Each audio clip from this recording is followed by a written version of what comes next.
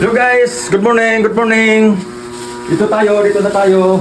At saka mayroon tayong paninda, mayroon tayong baboy, mayroon tayong manok, mayroon tayong bangos, tinula, sinigang, pwedeng pang-ihaw.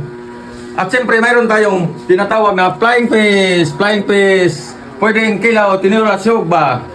At siyempre kung mayroong magtinula, sugba, kinilaw, mayroon tayong rekado, may sili, may sibuyas, kamatis, sibuyas green, at saka yung tawag ibang rekado dito, halo-halo at assorted po yung ating mga gulay.